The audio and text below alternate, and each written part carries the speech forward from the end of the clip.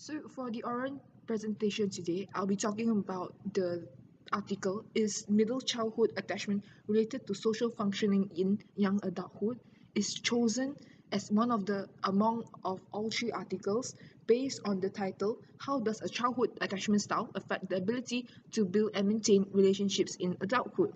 The term social functioning is determined by multiple factors such as their own temporal characteristics, emotional regulation capacities, parental belief, and parental practices have been all found in influence social adaptation and maladjustment from children.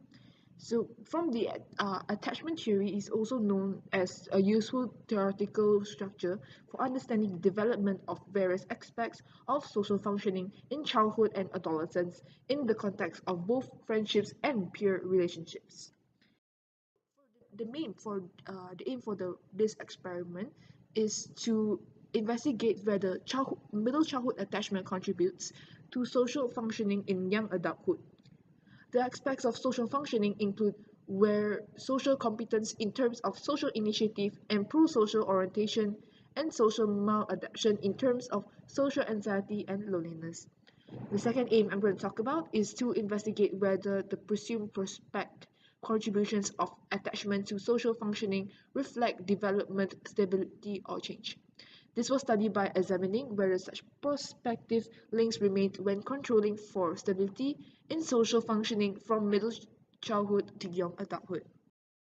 So, from the first hypothesis, based on the first aim, is that the middle childhood attachment will be related to social functioning in young adulthood. However, in the second hypothesis based from the second aim, there isn't any hypothesis regarding the this research question.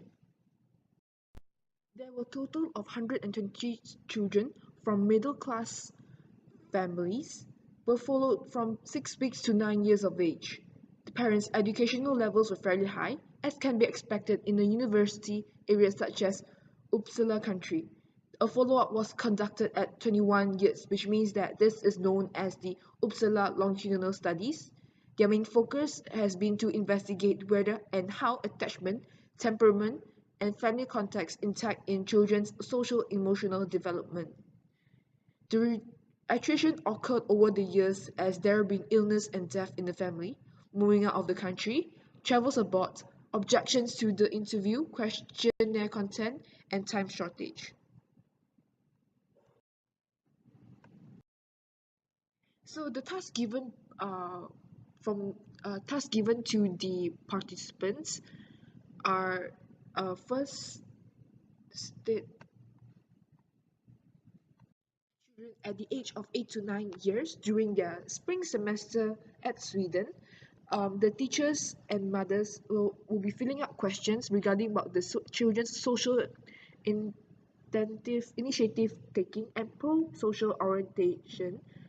Okay, so during the in the following fall semester, when the children were in second grade, they visit the laboratory together with their mother for the attachment assessment. During a home visit at the same semester, the children fill out a self-report questionnaire regarding social anxiety.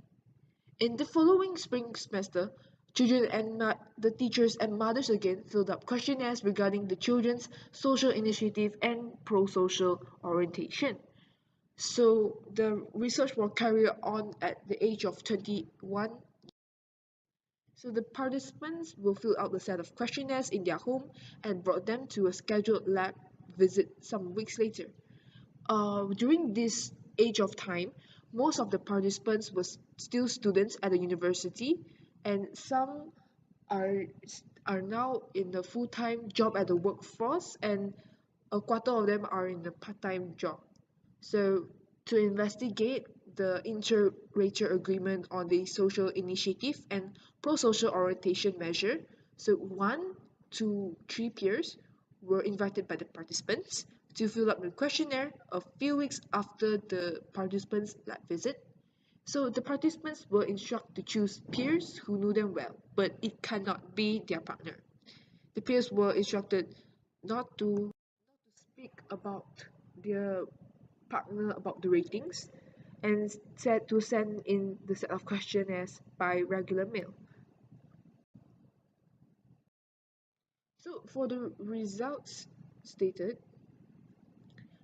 the results show that the security attachment and the security self-reliance in middle childhood were generally unrelated to future social functioning.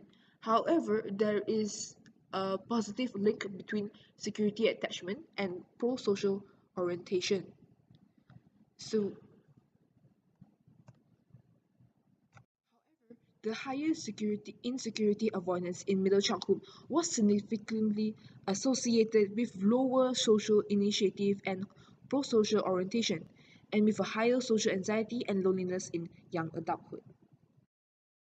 What the researchers conclude from this experiment is that the predictive value of middle childhood insecurity avoidance was not restricted to this shared variance with the stability in social anxiety from middle childhood to young adulthood, but contributed to increased social anxiety across the time period. Hence, this result can be interpreted as the reflective of developmental changes in social anxiety over the time period under study. Speculating about developmental process, one plausible interpretation is that individuals higher in tolerance will experience due to their limited capacity for intimacy and or higher relationship aggression, cumulative social failures during adolescence, which may lead to increased levels of social anxiety in young adulthood. Another possible interpretation of our results is that individuals with an avoided history may become more prone to identity and report feelings of social anxiety in young adulthood compared to middle childhood. The avoidance strategy to suppress negative thoughts and feelings is presumed to fail under high stress. So for the limitation found out by the researchers is that this research is relatively small sample size, provided limited statistical power for detecting most relations, which points to the need of replication in larger samples. Second limitation found out by them is the reliance on self-reports to access adults' social functioning leads to the potential problem of self-report biasness, such as social desirability and lack of self-awareness. The last limitation found out was the magnitude of the signal correlations between insecurity and avoidance. Social functioning in young adulthood indicates that attachment is one of the many factors influencing future social functioning.